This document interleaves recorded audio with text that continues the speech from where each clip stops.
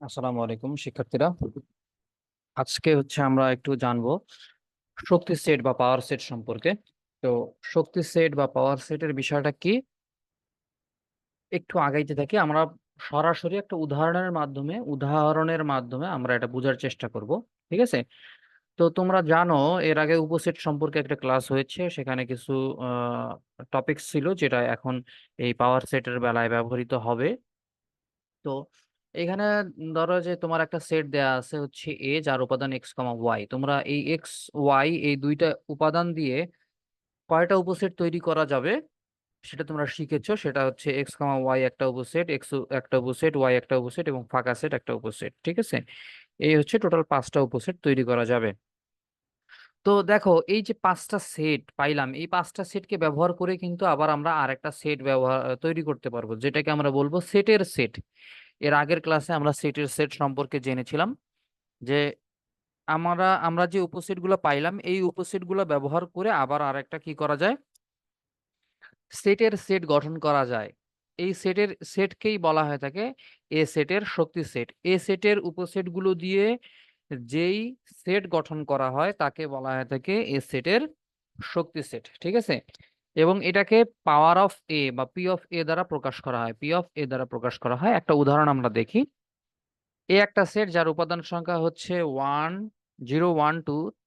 তো এখানে 3টা উপাদান আছে, বলছে যে পি এ বা পাওয়ার অফ এ বা পাওয়ার সেট অফ এ নির্ণয় করো।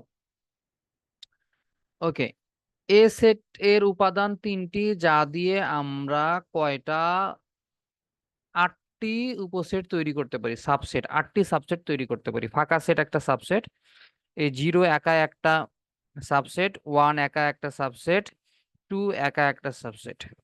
এরপরে কম্বিনেশন নেব, ডাবল ডাবল করব, এই দুইটা একটা সাবসেট।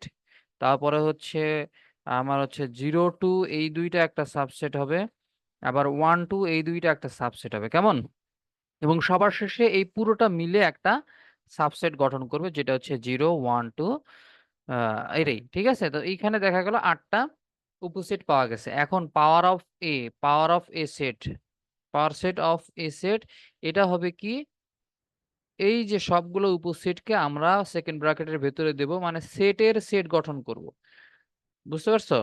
যে সেকেন্ড ব্র্যাকেটের ভেতরে সমস্ত সেটগুলোকে দিয়ে আমরা সেটের সেট গঠন করেছি, সেটের সেট গঠন করেছি, তাহলে আমাদের পাওয়ার সেট তৈরি হয়ে গেল। কেমন? এবার আমরা একটু নিচের দিকে আসব। নিচের দিকে দেওয়া আছে, নিচের সেটগুলো শক্তি সেট বের করো, একটা করে দেওয়া হলো। ওকে, শক্তি সেট কিন্তু বের করতে বলছে। ঠিক আছে? এখানে খেয়াল করো যে এ সেটের উপাদান হচ্ছে ফাই, তার মানে এ সেটের একটাই মানে এ সেটের কোনো এলিমেন্ট নাই, এই জন্য এ সেটের উপসেট হচ্ছে ফাই। ঠিক আছে? এ সেটের ভেতরে কোনো উপাদান নাই, এই জন্য এ সেটের উপসেট শুধুমাত্র একটি হবে, যেটা হচ্ছে ফাই। কেমন? তো পাওয়ার অফ এ হইলে কি হবে, এই ফাইকে সেকেন্ড ব্র্যাকেটের ভেতরে দিয়ে দিলাম, তাহলে আমাদের শক্তি সেট গঠন করা হয়ে গেল। আচ্ছা, বি সেটের উপাদান হচ্ছে এ, একটি উপাদান, তাহলে বি এর উপসেট কি কি হবে? বি এর উপসেট এ নিজেই একটা হবে, সরি, এ সেট নিজে একটা বি সেটের উপাদান হবে, উপসেট হবে, এবং ফাই একটা উপসেট হবে। এই দুইটা উপসেট পাওয়া যাবে, এ সেট নিজে একটা উপসেট এবং ফাই আর একটা উপসেট। কেমন? তাহলে এখানে উপসেট দুইটা। এখন পাওয়ার অফ বি কি হবে তাহলে?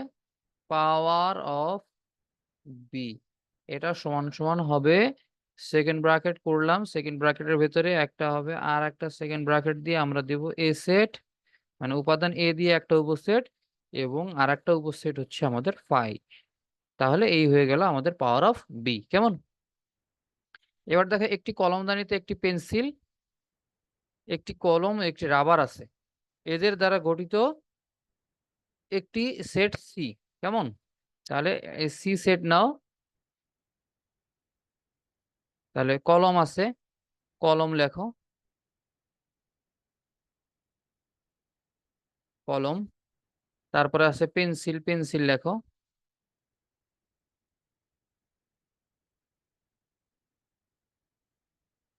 পেন্সিল গেল, এরপর রাবার।